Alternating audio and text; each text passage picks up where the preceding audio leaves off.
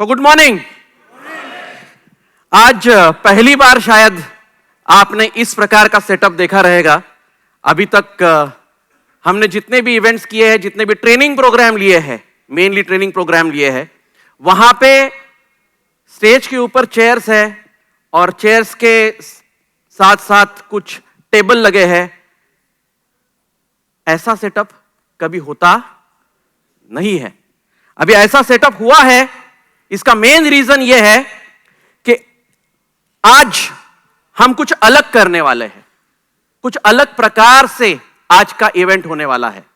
देखो, training programme तो अभी तक हमने बहुत सारे लिए हैं और ट्रेनिंग प्रोग्राम के माध्यम से हमने बहुत बार अलग अलग नॉलेज आपसे देने की कोशिश की है। आज का यह ट्रेनिंग प्रोग्राम थोड़ा अलग है। अब यह अलग कैसे है? यहां पे हम लीडरशिप के ऊपर एक टॉक शो लेने वाले हैं। तो आज लीडरशिप के ऊपर हम एक टॉक शो लेने वाले हैं। इसका मतलब मैं आपकी तरफ से आपको रिप्रेजेंट कर रहा हूं। मतलब आप सभी का रिप्रेजेंटेटिव कौन हूं? तो हमारे मन में जो जो क्वेश्चंस रहते हैं, हमारे मन में ऐसे बहुत सारे कठिनाइयां रहती है जो शायद हम कभी किसी को बोलते नहीं या बोलने की कोशिश कुछ लोग करते हैं। कुछ जगह से आंसर मिलते हैं लेकिन वो सैटिस्फैक्टरी हमारे एंगल से आंसर हमें लगते नहीं है। तो आज हम क्या करने वाले हैं? आज हमने हमारे मेंटोर्स में से, वैसे तो सभी मेंटोर्स हैं जो इसके आंसर दे सकते हैं, लेकिन स्टेज छोटा है तो 23 के 23 मेंटोर को नहीं बिठा सकते। तो हमने सोचा चलो 50% मेंटोर को यहां पे बिठाते हैं। ठीक है, तो 12 मेंटोर्स यहां पे आएंगे।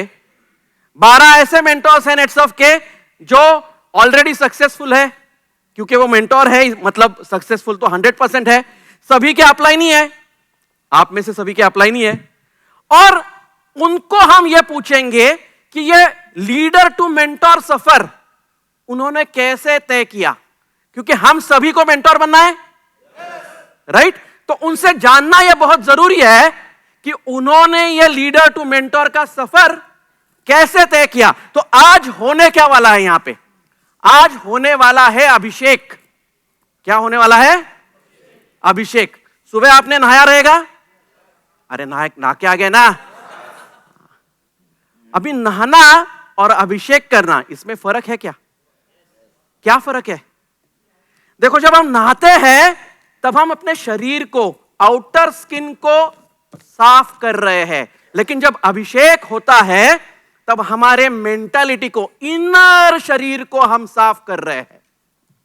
तो आज का यह प्रोग्राम क्या है? आज का यह प्रोग्राम अभिषेक है, मतलब इंटरनल क्लींजिंग का प्रोग्राम है। This is internal cleansing. और ये इंटरनल क्लींजिंग करने के लिए हमारे पास 12 एक्सपर्ट्स है। 12 एक्सपर्ट्स, एक नहीं 12 एक्सपर्ट्स। मतलब मैं जब भी क्वेश्चन कोई पूछूंगा, आपको यहां पे एक से ज्यादा आंसर मिलने वाले हैं, एक से ज्यादा व्यूज मिलने वाले हैं। तो ये हर एक के अपने अपने व्यू है। देखो, यहां पे एक चीज समझ लो, इस दुनिया में कोई भी चीज राइट या रॉन्ग नहीं होती, ये देखने का नजरिया होता है। ये एग्जांपल मैं बहुत बार देता हूं। देखो, मैं शुद्ध शाकाहारी हूं, वेजिटेरियन हूं। अगर मैं रास्ते में से जा रहा हूं और सामने कोई बंदा काट रहा है तो मैं क्या बोलूंगा? गलत, रॉन्ग। लेकिन अगर उसके एंगल से देखा तो वो बोलेगा सही है। अगर मैं ये नहीं करूंगा तो मेरा पेट भरने वाला नहीं है। इसका मतलब क्या है? ये अपने अपना दृष्टिकोण है। It is our point of view. और अगर ये पॉइंट ऑफ व्यू है तो यहां पे हमें अलग अलग पॉइंट ऑफ व्यू मिलने वाले हैं। सभी राइट है, सभी राइट है, लेकिन कौन सा पॉइंट ऑफ व्यू आपको सूट करता है ये आपको डिसाइड करना है। जैसे कल मैंने ओपनिंग प्रोग्राम में बोला, कुछ चीजें हम आपको दे सकते हैं जो हम 100% देंगे, आपको स्किल्स देंगे, आपको नॉलेज देंगे, लेकिन कुछ चीजें आपको खुद को इंप्लीमेंट करनी पड़ेगी, लेनी पड़ेगी। तो ये जो प्रोग्राम है, ये प्रोग्राम टीचिंग वाला प्रोग्राम नहीं है।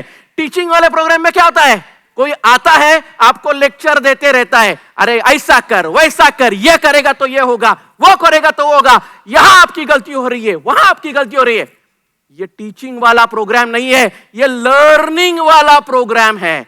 तो आपको खुद को जो हो रहा है यहां पे पैनलिस्ट में, यहां से खुद को सीखने की कोशिश करनी है। सबसे पहले बुलाते हैं नेटसर्फ के एक ऐसे मेंटोर को जिन्होंने फर्स्ट टाइम 1 करोड़ रुपए का मार्क क्रॉस किया। नेटसर्फ के सबसे पुराने mentor, one of the oldest mentors of Netsurf, जो पहले दिन से नेटसर्फ के साथ है, मिस्टर विलास थोरात। आगे मैं बुलाना चाहूंगा और एक ऐसे ही डायनामिक मेंटोर को जो ट्रेनिंग के लिए बहुत जाने जाते हैं, जिनके ट्रेनिंग सेशंस बहुत हिट होते हैं। कल भी हमने उनका एक ट्रेनिंग सेशन सुना, मिस्टर सचिन कुलकर्णी। और एक मेंटोर को जो प्लानिंग के लिए बहुत ज्यादा जाने जाते हैं, नेटसर्फ के planning master mister Mahendra Salvi. इसके बाद में बुलाना चाहूंगा नेटसर्फ के और एक डायनामिक ट्रेनर जो ट्रेनिंग में अध्यात्म को बहुत ज्यादा जोड़ते हैं और हम उन्हें महागुरु भी बहुत बार बोलते हैं। तो हमारे सबसे चहीते मेंटोर जो अध्यात्म के साथ काम करते हैं, मिस्टर रविकांत भेंडकर। आगे मैं बुलाना चाहूंगा और एक ऐसे नेटसर्फ के मेंटोर को जो एडमिनिस्ट्रेशन एग्जीक्यूशन में माहिर है। इनके एडमिनिस्ट्रेशन एंड एग्जीक्यूशन से बहुत सारे जोन प्रेरित हुए हैं, बहुत सारे जोन का टर्नओवर बढ़ा है, बहुत सारे जोन में नए लीडर्स क्रिएट हुए हैं, मिस्टर अजय वाटकर। इसके बाद में बुलाना चाहूंगा ऐसे डायनामिक मेंटोर को जो कि नए मेंटोर है, लेटेस्ट मेंटोर बने हैं, लेकिन उन्होंने उनके जो ऑरा है, जो उन्होंने उनका परफॉर्मेंस है, उससे नेटसर्फ में सभी को अचंभित कर दिया है कि ये कैसे पॉसिबल है भाई। जिन्होंने नेटसर्फ को एक नई दृष्टि दी, नया एंगल दिया, ऐसे हमारे नए मेंटोर मिस्टर गुरु।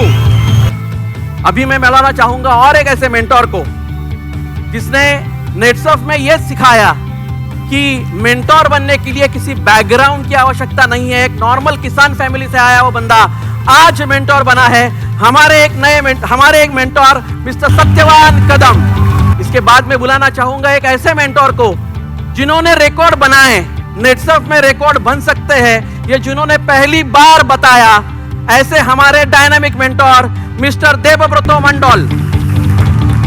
अभी मैं ऐसे एक यंग मेंटोर को यहां पे बुलाना चाहूंगा जिसने एक पूरा स्टेट नेटसर्फ को ओपन करके दिया, एक नया स्टेट में जाके काम किया और बहुत बेहतरीन काम किया, जिन्होंने ये नेटसर्फ को सिखाया कि अप डाउन होते रहते हैं, लेकिन आपको डटे रहना बहुत जरूरी है।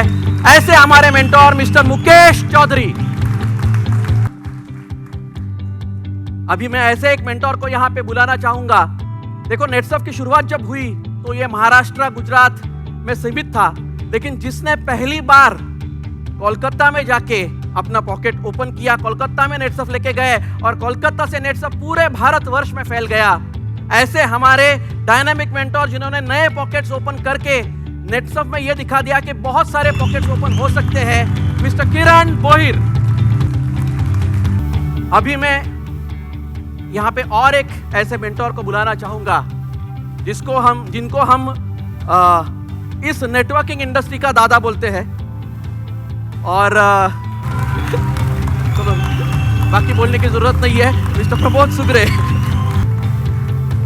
तो लास्ट में, आखिरी में मैं पहले इंसान को यहां पे बुलाना चाहूंगा जिससे नेटसर्फ स्टार्ट हुआ, मिस्टर ज्ञानेश्वर दहितुले। तो यहां पे सभी पैनलिस्ट आ गए हैं, 12 के 12 पैनलिस्ट यहां पे मौजूद है और ये 12 पैनलिस्ट को मैं बहुत सारे क्वेश्चंस लेके आया हूं आपके लिए। तो बहुत सारे क्वेश्चंस है। अभी ये जो प्रोग्राम है ये समझ लीजिए एक सीरीज है। तो इस बार हमने जो टॉपिक सिलेक्ट किया है वो है लीडरशिप, क्योंकि अपना पहला सेशन है तो ये लीडरशिप पे होगा। इसका मतलब है कि नेक्स्ट टाइम आओगे तो वापस एक टॉक शो होगा क्या? 100% होगा, क्योंकि मेरे हिसाब से, हमारे हिसाब से टॉक शो के माध्यम से ज्यादा क्वेश्चंस हम पूछ सकते हैं और उसके अलग अलग व्यूज आपको यहां पे मिल सकते हैं। तो एक अनोखा प्रोग्राम नेटवर्क मार्केटिंग या डायरेक्ट सेलिंग के हिस्ट्री में शायद पहली बार, क्योंकि मैंने ऐसा टॉक शो लीडरशिप के बारे में अभी तक तो किधर भी देखा नहीं है जहां पे इतने एक्सपर्ट मौजूद है। तो पहली बार खास आपके लिए हम लेके आ रहे हैं, हम स्टार्ट कर रहे हैं। इसका नाम है परिवर्तन। शुरू करते हैं आज के इस डिस्कशन को, आज के इस टॉक शो को, परिवर्तन को, जो परिवर्तन होने वाला है आप सभी में। ओके, तो चलो, मेरा पहला क्वेश्चन लीडरशिप के बारे में सभी पैनलिस्ट से यही रहेगा कि आपके हिसाब से लीडर कौन है और लीडरशिप क्या होती है। हाँ दैतुले साहब, आप ही से स्टार्ट करते हैं। मैं कहना चाहूंगा कि कुछ समय पहले लीडर उसे कहते थे कि जिसके फॉलोअर होते थे। राइट। मतलब लीडर के एक इशारे पर लोग मर मिटने के लिए तैयार रहते थे, उसे लीडर कहा जाता था। परफेक्ट। लेकिन समय के चलते अब लीडर की व्याख्या बदल गई है। अब लोग लीडर उसे मानते हैं जो अपने फॉलोअर में से अपने जैसे लीडर बनाता है, अपने जैसे लीडर पैदा करता है। और अच्छी लीडरशिप में ये कहना चाहूंगा कि जो अपने टीम में से अलग अलग लोगों की अलग अलग खूबियां है, अलग अलग पोटेंशियल है, तो उसको सही तरीके से इस्तेमाल करके टीम को आगे लेकर जाता है। तो बहुत अच्छा पॉइंट यहाँ पे सुग्रे साहब ने बोला, दैतुले साहब ने बोला है। हाँ किरण। लीडरशिप ये नहीं बोलते कि ये कैसा, मतलब क्या करना है, तो लीडर्स हमेशा ये करके दिखाते हैं। इसीलिए कहा जाता है कि leaders don't tell how to do, they show how is done. तो लीडर का ये सबसे बड़ा क्वालिटी है। जो दिखाता है वही लीडर है। खाली बोलता नहीं है ये कर वो कर वैसा कर वैसा कर, करके दिखाता है। राइट। सत्यवान, आप कुछ ऐड करना चाहते हैं? लीडर वही होता है जो टीम को विश्वास देता है और डायरेक्शन देके उनको लेके जाता है। और अपने टीम में जो भी छोटे छोटे लीडर आते हैं, वो अलग अलग बैकग्राउंड से आते हैं। उनकी क्वालिटी को पहचान के उनको वहां तक लेके जाता है।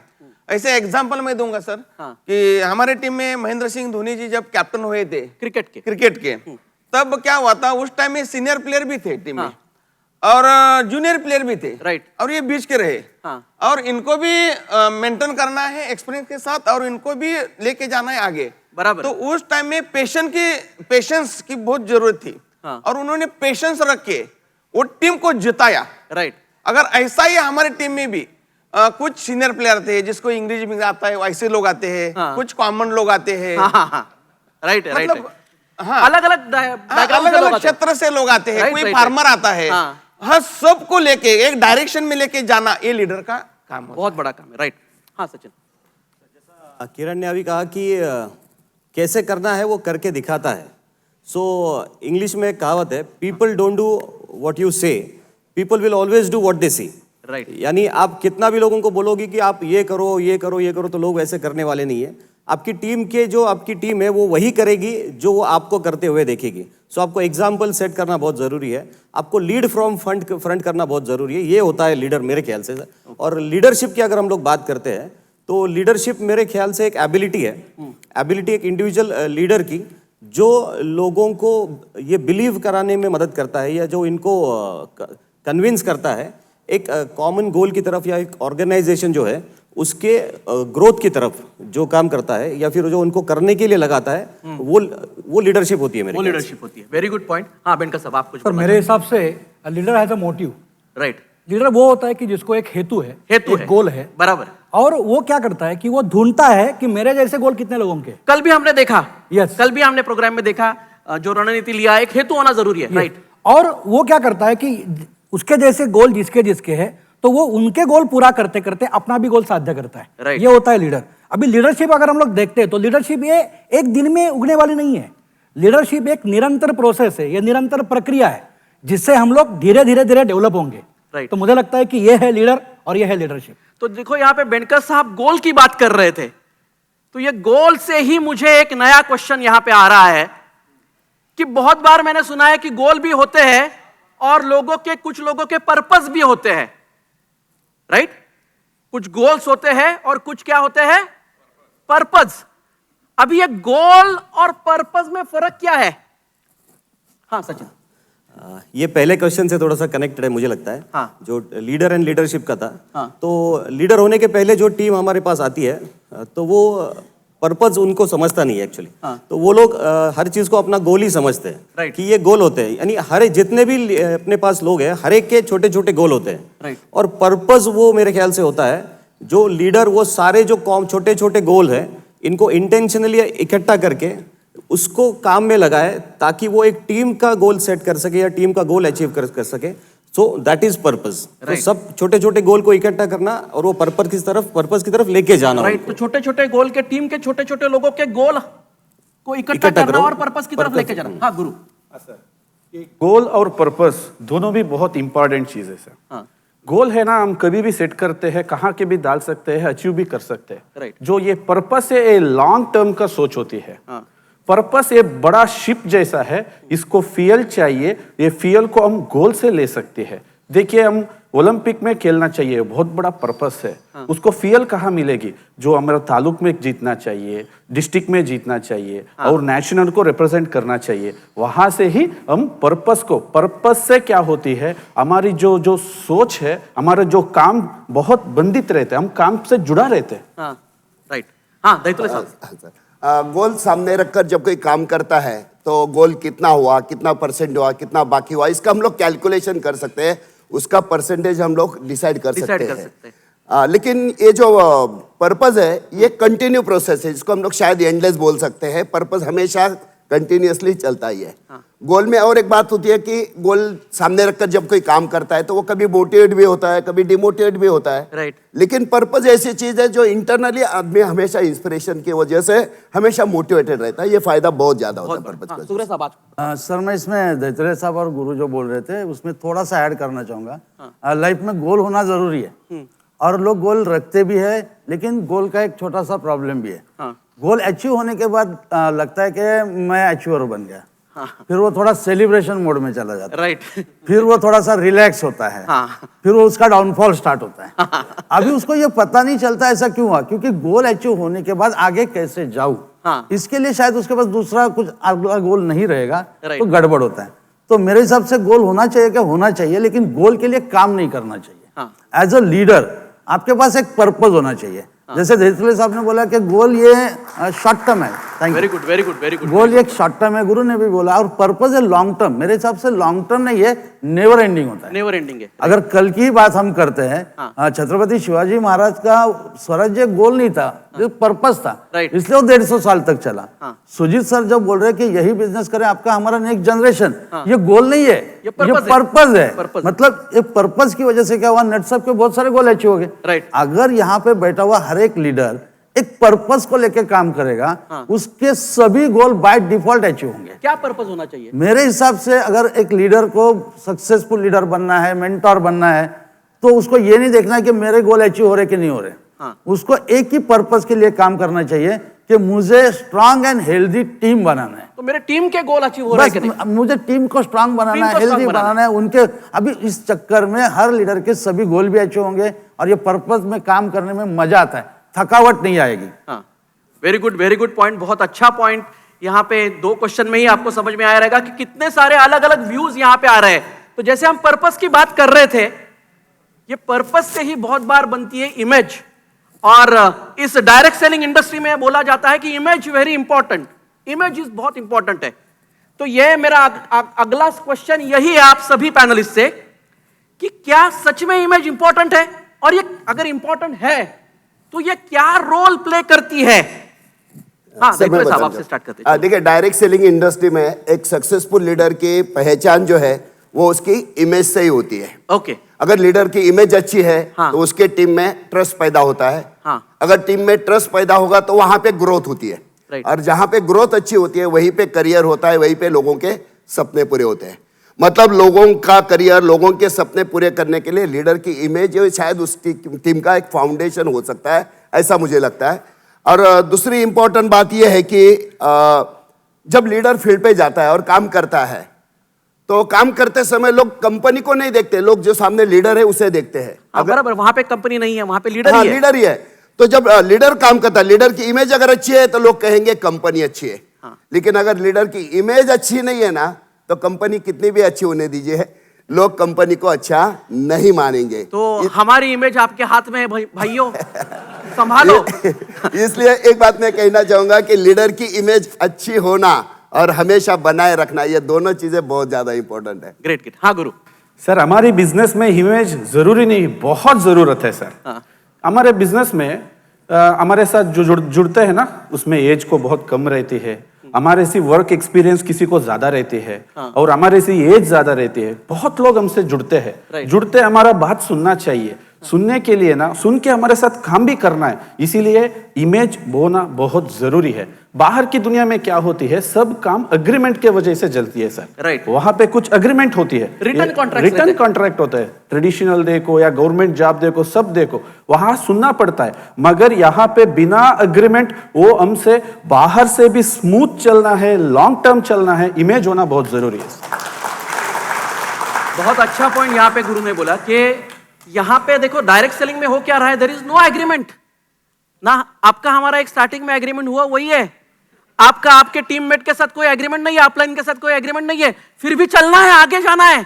तो ये इमेज की वजह से ही हम आगे जा सकते हैं। बहुत बड़ा पॉइंट यहाँ पे गुरु ने बोला। हाँ किरण। जैसा सर ने बताया कि इमेज मतलब कैसा बिहेवियर करना है, ये तो इसमें आता है, लेकिन एक स्टैंडर्ड ऑफ लिविंग ये भी इमेज में आता है। बिकॉज आप जब काम करते हैं तो लोग आपको देखते हैं, आप कहाँ पे रहते हैं, क्या पहनते हैं, कहाँ आपका स्टैंडर्ड ऑफ लिविंग कैसा है, और अगर आपका वो स्टैंडर्ड ऑफ लिविंग अगर अच्छा है तो लोग आपको कॉपी करना चाहेंगे। राइट। अगर आप वो मेंटेन नहीं करेंगे तो लोग सोचेंगे कि यहाँ पे अचीवमेंट करके ऐसा ही रहना है, तो वो तो मैं रहता ही हूँ। हाँ मतलब लाखों रुपए की बात कर रहे हैं और सुलभ शौचालय में जा रहा है। तो वो तो मैं रहता ही हूँ। तो अगर ऐसा ही रहना है तो मुझे बनना ही नहीं। लेकिन अगर वो सोचता है कि ये स्टैंडर्ड ऑफ लिविंग है तो फिर मैं बनना चाहूंगा, इसीलिए राइट। तो यहाँ पे एक लीडर्स ने ये ध्यान रखना चाहिए, ये भी अच्छा एक पॉइंट है कि लीडर्स को लोग कॉपी कर रहे हैं, उनको इमिटेट करने की कोशिश कर रहे हैं, तो लीडर ने उसकी इमेज उस हिसाब से लाइफस्टाइल के हिसाब से भी सुधारना जरूरी है। हाँ देवू, आपको क्या करना सर इमेज का बात करूं तो पहले तो डायरेक्ट सेलिंग इंडस्ट्री, जिस इंडस्ट्री में हम लोग हैं, इस इंडस्ट्री का इमेज इंडिया में बहुत ज्यादा खराब था। बदनाम इंडस्ट्री था। मतलब दुनिया जिसका कोई काम नहीं है वही इस इंडस्ट्री में आता है, ऐसा लोगों को कहना था, मानना था। बराबर। लेकिन 9 सितंबर 2016 जैसे इंडिया का गाइडलाइन आया, गाइडलाइन आने के बाद डायरेक्ट सेलिंग इंडस्ट्री का इमेज चेंज होना चालू हो गया एंड अच्छा से अच्छा लोग आके डायरेक्ट सेलिंग में करियर बनाना चालू किया। ऐसे में मेरा लेके सर मैं बताना चाहूंगा, जैसे पहले लॉ नहीं था, मुझे भी मालूम नहीं था कौन सा कंपनी अच्छा है, कौन सा कंपनी बुरा है। राइट। इसके वजह से मैंने बहुत सारा कंपनी में काम किया, कंपनी बदला, मेरा इमेज खराब हो गया था मार्केट में। एंड मैंने खुद भी कंपनी भी खोल लिया था,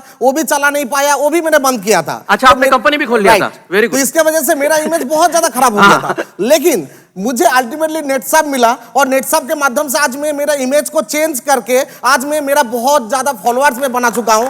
और ऐसे में सर बताना चाहूंगा, सर मैं नहीं, आज हजारों लीडर्स, लाखों लीडर्स नेटसाप में आके नेटसाप के माध्यम से वो उनका इमेज भी चेंज कर रहा है। बरोबर, बहुत अच्छा बात यहाँ पे देवू ने बोला है। हाँ मुकेश, आप ऐड करना चाहते हैं? एक्चुअली बात इमेज की चल रही है। हाँ।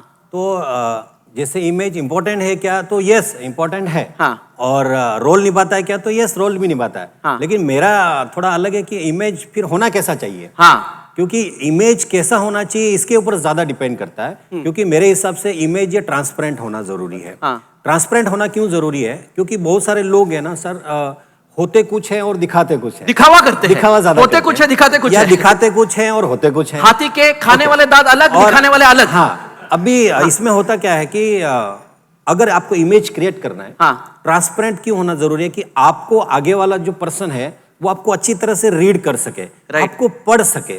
अगर मुझे कोई पढ़ नहीं सकता या मैं किसी को पढ़ नहीं सकता, तो मेरा जो इमेज बनेगा ना वो धुंधला इमेज बनेगा या कंफ्यूजिंग वाला इमेज बनेगा कि यार ये किस टाइप का लीडर है, मेरे को समझ में नहीं आ रहा। तो मेरे हिसाब से इमेज जो है वो ट्रांसपेरेंट होना बहुत जरूरी है। ऐसा लीडर को एक्टर नहीं होना है, लीडर को लीडर रहना है, ट्रांसपेरेंट इमेज रखना चाहिए। हाँ सच्चा। हर एक लीडर की इमेज होना जरूरी है। देखो हर एक घर में आईना होता है, अगर आईना टूट गया तो हम उसको क्या करते हैं, फेंक देते हैं ना। बस वैसी इमेज होती है क्या? एक बार इमेज टूट गई ना बस। और दोस्तों एक इमेज ऐसी होती है ना कि जैसे एक हमारे कुछ साल पहले हमारे इंडिया में एक बहुत ही सत्पुरुष हुआ करते थे और वो भगवान विष्णु का 10वां अवतार मानते थे और आध्यात्मिक गुरु 10वां अवतार मानते थे और करोड़ों लोग उनके अनुयायी थे यानी करोड़ों लोग उनकी पूजा करते थे। बस एक इमेज क्रिएट हो गई भगवान की और भगवान ने गलत काम कर दिया। जो भगवान था हुआ बराबर। अभी क्या हुआ मालूम है आपको? यानी एक जो भी इमेज है ना, इमेज एक सक्सेस मिलने के बाद तुम इमेज उसको कुछ भी नहीं कर सकते, बराबर है। इमेज तब तक बरकरार रखना चाहिए मरते दम तक, हाँ, आखिरी सांस तक इमेज बरकरार रखना चाहिए, और कुछ भी ऐसा गलत काम नहीं करना चाहिए जो इमेज से टच हो। बराबर, इतना मैं कहना सर। बहुत बहुत बहुत इंपॉर्टेंट पॉइंट यहाँ पे बोला। इमेज बनाना जितना इंपॉर्टेंट है उतना इमेज को मेंटेन रखना भी इंपॉर्टेंट है, और ये मरते दम तक मेंटेन रखना चाहिए। हाँ अजय वाटकर साहब, आप कुछ बोलो। लाइफ में किसी को भी अगर बड़ा बनना है तो उसको अपनी इमेज पर ध्यान देना बहुत ज़रूरी होता है। तो काम ऐसा करो जिससे नाम हो जाए, और फिर नाम से ही काम हो जाता है, उसको बोलते हैं इमेज। रियल लाइफ में मैं उसको ब्रांड को कनेक्ट करना चाहता हूँ, क्योंकि कोई भी जब ब्रांड हमारी नज़र के सामने आता है तो पहला हमें आता है विश्वास। इसकी सर्विस अच्छी होगी, इसकी क्वालिटी अच्छी होगी, उसकी आफ्टर सेल सर्विस भी अच्छी होगी, तो इसके विश्वास पैदा होता है। जैसे उसके विश्वास पैदा होता है वो होता है फेमस, और फेमस बनने के बाद तो क्या होता है, आपके मिलते हैं फॉलोअर्स, लाखों करोड़ों फैंस, ये विश्वास और सर्विस की वजह से हो जाते हैं। बेटकर साहब। सर यहाँ पे सब लोग बोल रहे हैं इमेज इमेज, वटकर साहब ने भी बोला कि ब्रांड, उसके बाद में फॉलोअर्स। सर मुझे कहना है कि ये जो इमेज है, ये जो ब्रांड है, या जो फॉलोअर्स बनते हैं ना, ये कहाँ से बनते हैं? तो मुझे लगता है कि ये बनते हैं अच्छी आदतों से। और अगर अच्छी आदतें हैं ना आप में तो आप लीडर बन सकते हो, और अगर बुरी आदत है तो क्या बन सकते हो, कहाँ जा सकते हो मालूम नहीं है। सर मैं और एक बात कहूंगा, कल आपने जो एक सेशन लिया था सर उसमें आपने एक संज्ञा यूज की थी कि अनकॉन्शियस इनकॉम्पिटेंस। राइट। तो मुझे लगता है कि यहाँ पे जो लोग आए हुए हैं ना, ये लोग ऐसे ही अभी ऐसे ही अभी। शायद रॉ है सर। राइट। ये लीडरशिप बनने जा रहे हैं। हाँ। तो मुझे ये कहना है कि कल का जो आपका सेशन था, इसमें जो पहला जो सेंटेंस था कि अनकॉन्शियस इनकॉम्पिटेंस, मुझे लगता है कि यहां तक आते आते आपको जो सक्सेस मिलेगा, ये सक्सेस आपको अच्छी आदतों से मिलेगा। इसलिए अच्छी आदतों से बरकरार रहो, 100% सक्सेस आपको मिलेगा, मतलब मिलेगा। Very good point. हाँ थोड़ा सा आप कुछ ऐड करना चाहते हैं? बेनकर सर ने सही कहा, क्योंकि आपके चरित्र से आपकी इमेज बनती है, यानी मतलब हम कितने सफल हो सकते हैं ये आपकी इमेज तय करेगी। अंग्रेजी में एक कहावत है, money is lost, nothing is lost, health is lost, something is lost, और character is lost, everything is lost. और एक उदाहरण देना चाहूंगा, यानी रामायण में राम और रावण का युद्ध हुआ, भगवान राम जीत गए, रावण मारा गया। हालांकि अगर हम ये देखते हैं कि रावण जो थे भगवान राम से बहुत ज्यादा शक्तिशाली थे। राइट। उनकी और सेना भी बड़ी थी। हाँ, और उनकी सेना भी बहुत ज्यादा बड़ी थी। और सबसे अहम बात, राम जी यानी एक दिमाग से सोचते थे और रावण 10 दिमाग से सोचता था। फिर भी राम जी जीत गए क्योंकि राम जी चरित्रवान थे, और रावण हार गया क्योंकि रावण चरित्रहीन था।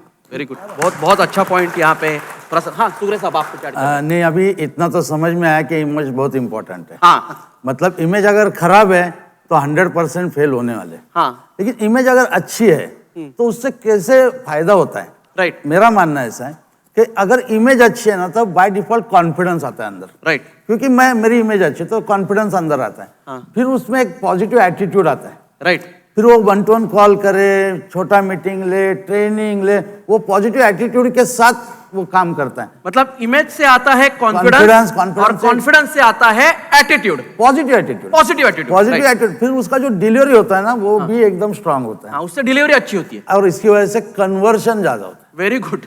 अभी कन्वर्शन का मतलब रिजल्ट, इसका मतलब क्या होगा? अगर इमेज अच्छी है तो रिजल्ट बड़ा आता ही है, ऐसा मेरा मानना है। वेरी गुड पॉइंट, बहुत अच्छा पॉइंट यहाँ पे सुग्रे साहब ने बोला। सर मैं बोलूं? हाँ सचिन, आखिरी। Okay sir. सर ये बहुत सारे लोगों ने बहुत बोला है, मैं भी यही बोला कि image is very important, because ये डायरेक्टली इफेक्ट करता है आप किस तरीके से सोचते हो, आप बिहेव कैसे करते हो, आप लोगों को फील कैसा करते हो। और उससे भी ये इंपॉर्टेंट है कि जैसी इमेज है लीडर की, तो वो डिपेंड कर या उससे तय होता है कि उसकी जो टीम है वो उसको रिएक्ट कैसे करती है या फिर उसको रिस्पॉन्ड कैसा करती है। इमेज अच्छी है तो रिस्पॉन्ड अच्छा करेगी, इमेज अच्छी नहीं है तो रिस्पॉन्ड अच्छा नहीं करेगी। और बहुत सारे जैसे लोगों ने बोला कि इसको बरकरार रखना चाहिए, मरते दम तक रखना चाहिए, दैट इज फाइन। बट एक मैं ये भी कहना चाहता हूं कि एक बार इमेज खराब हो गई तो इसको बनाने में शायद बरसों भी लग जाते हैं, बनेगी कि नहीं बनेगी वो भी पता नहीं है। एक छोटा सा स्टोरी सर मैं उसको बोलना चाहूंगा। पुराने अकबर बिरबल का स्टोरी है। लेकिन ये इमेज को कनेक्ट करता है इसलिए मैं बोल रहा हूँ। एक बार क्या होता है, अकबर के दरबार में एक कोई तो बाहर के देश का राजदूत आता है और उसको एक इत्र की बोतल देता है, परफ्यूम वाली, और ये बहुत महंगी होती है और बहुत रेयर होती है, कहीं पे मिलती नहीं है, तो उसको देता है, उसको भी बहुत पसंद आती है, तो वो उसको यूज करना चालू करता है, और ताकि वो एक ही बोतल है और कभी मिलती नहीं है तो उसको थोड़ा संभल के यूज करना स्टार्ट करता है। और ऐसे ही जब एक सवेरे वो दरबार के लिए निकल रहा होता है तो वो इत्र लगाने के लिए ऐसा उंगली पे लेने की कोशिश करता रहता है, तो वो गिर जाता है नीचे एक बूंद उसका। तो वो बोलता है महंगा है, तो शायद वो ऐसा उठाने के लिए झुकता है नीचे और उंगली से उसको उठा देता है, अकबर राजा खुद। हाँ। और उसी समय बिरबल अंदर आता है, वो देखता है राजा को कि ये इतना बड़ा बादशाह है, इतना बड़ा लीडर है, तो वो क्या कर रहा है, तो एक बूंद इतर उठा रहा है जमीन से पकड़ के, तो वो हंसता है उसकी तरफ देख के, और उसको थोड़ा सा गिल्टी फील होता है अकबर बादशाह को कि यार ये मेरा इमेज खराब हो गया।